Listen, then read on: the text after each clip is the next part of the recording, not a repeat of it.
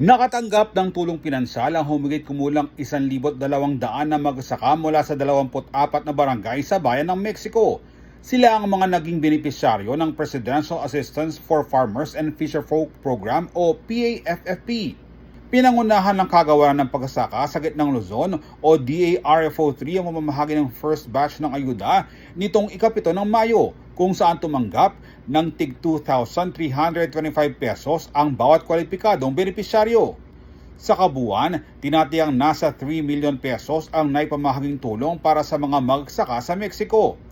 Para sa maraming magsasaka, malaking hamon ang patuloy na pagtaas ang presyo ng diesel na ginagamit sa makinarya, mataas sa halaga ng pataba at pabago-bagong presyo ng produktong agrikultural.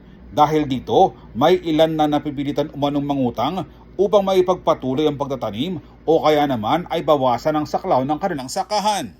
Ayon sa DA, layunin ng programa na magbigay ng agarang suporta sa mga magsasaka at mangingisda na direktang apektado ng pagtaas ng gasto sa produksyon at presyo ng mga pangunahing bilihin.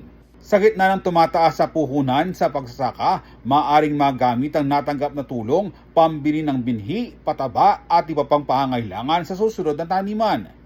Kwalipikado sa programa ang mga rehistrado sa Registry System for Basic Sectors in Agriculture na nagsasaka ng palay o mais at may sakahang hindi lalagpas sa 2 ektarya. Kaugnay niyan, patuloy na hinihikayat ang pamahalaan ng mga magsasaka na magparehistro sa mga programang pang-agrikultura upang mas mapalawak ang kanilang akses sa tulong at iba pang suportang pangkabuhayan. Ako si Jody Dizon Mercado para sa CLTV 36 News.